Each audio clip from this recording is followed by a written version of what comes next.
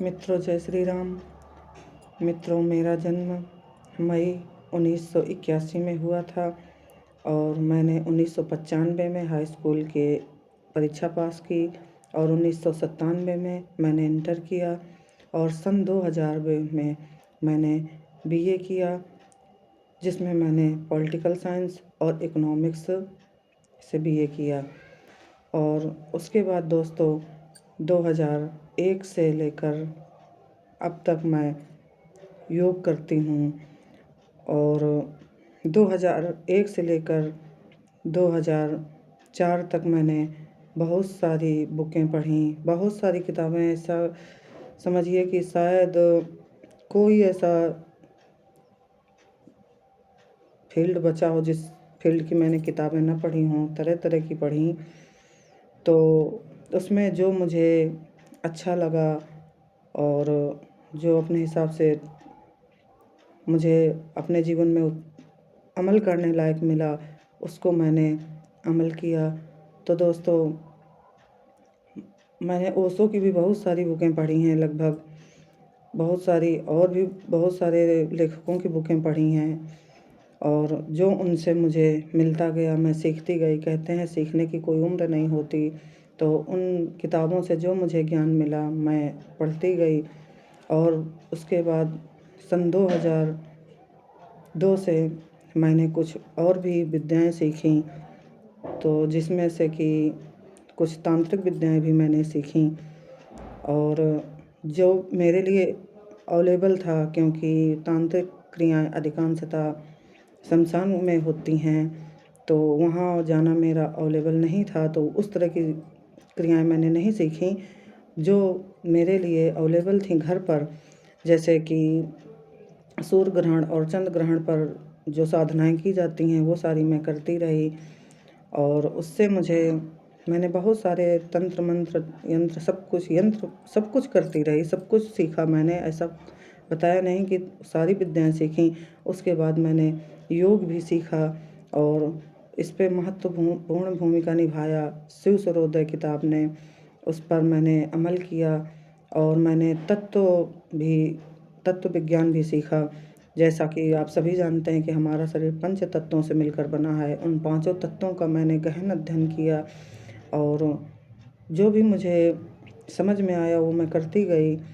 तो दोस्तों, फिर मैंने योग किया और योग एक ऐसी क्रिया है, एक ऐसी साधना है कि जब आप करने लगते हो तो उससे आपको बहुत सारे लाभ मिलने लगते हैं। और वो योग मैं अभी भी करती हूँ, ऐसा नहीं है कि मैंने छोड़ दिया, मैं अभी भी करती हूँ।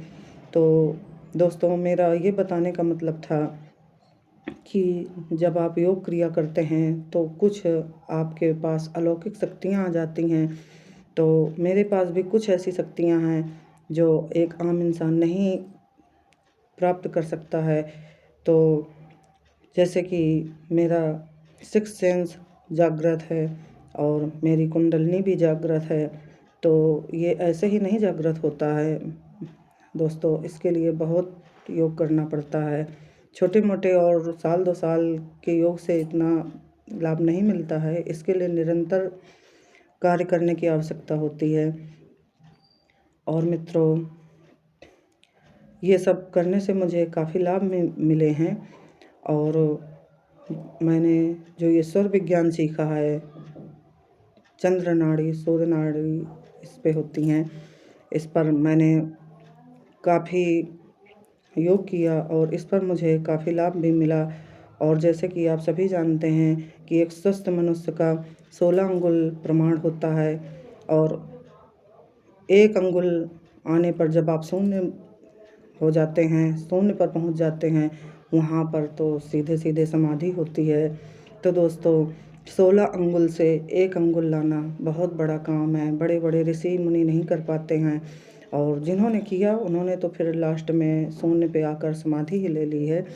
तो यहाँ योग हमें ईश्वर से मिलाता है और यही क्रियाएं हम लोगों को आगे करनी हैं, फालतू की क्रियाएं नहीं करनी हैं। तो दोस्तों, 16 अंगुल से लेकर मेरा जो सांस की प्रक्रिया है वो मेरा 7 से 9 अंगुल के बीच है।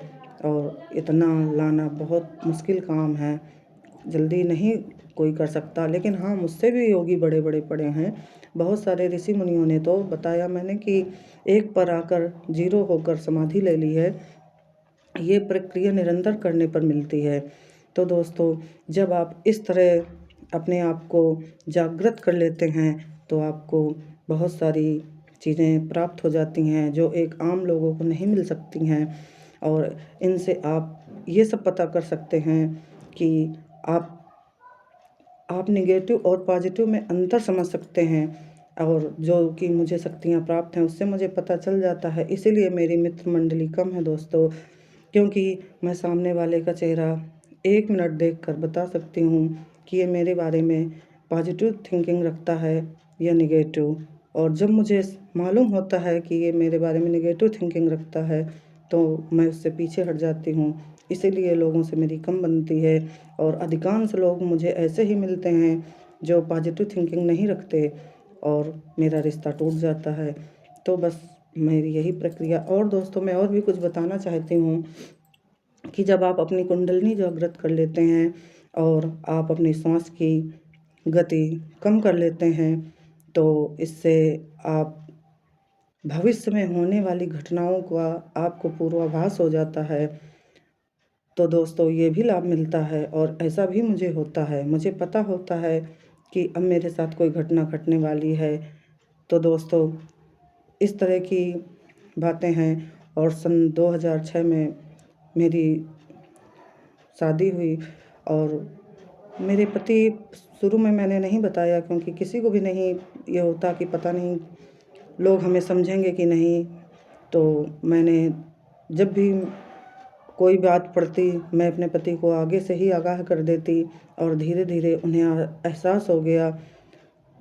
तो उन्होंने एक बार मुझसे पूछा कि जो तुम कहती हो वो बात सत्य हो जाती है, ऐसा क्यों? तब मैंने 3 महीने बाद उन्हें बताया और उन्होंने मेरा कोई विरोध नहीं किया, उन्होंने मुझे सपोर्ट दिया। जबकि कुछ लोग ऐसे होते हैं कि समय नहीं देते कि आप योग करती हो, आप घर के काम देखो, ये सब फालतू की चीज़ें मत करो। लेकिन नहीं, मेरे पति ने ऐसा नहीं किया। उन्होंने कहा कि ये तुम्हारा जीवन है, तुम किस ढंग से जीना चाहती हो तो जियो, मुझसे कोई मतलब नहीं है। मैं तुम्हारा पूरा सपोर्ट करता हूँ, मैं विरोध नहीं कर सकता क्योंकि मुझे पता है कि तुम कभी गलत रास्ता नहीं अपनाओगी। मुझे तुम्हारे ऊपर पूर्ण विश्वास है। और दोस्तों, मैं उनके आगे भी योग करती थी, ये बात किसी को नहीं पता। लेकिन जब तक मैं पति को बताती नहीं तो कैसे संभव था एक कमरे में रहकर मैं योग करूं और सामने वाले को पता ना चले, ऐसा कैसे संभव है? दोस्तों, मैंने योग किया और मेरे पास कुछ ऐसी शक्तियां हैं जिनके द्वारा मैं जानती हूँ कि कौन मेरे बारे में गलत सोचता है, कौन मेरे बारे में गलत करता है, कौन क्या मेरे साथ करता है। तो दोस्तों, मुझे कुछ करने की ज़रूरत नहीं है, जबकि अगर मैं कुछ करूँ तो अब मैं इस बारे में कुछ नहीं कहती।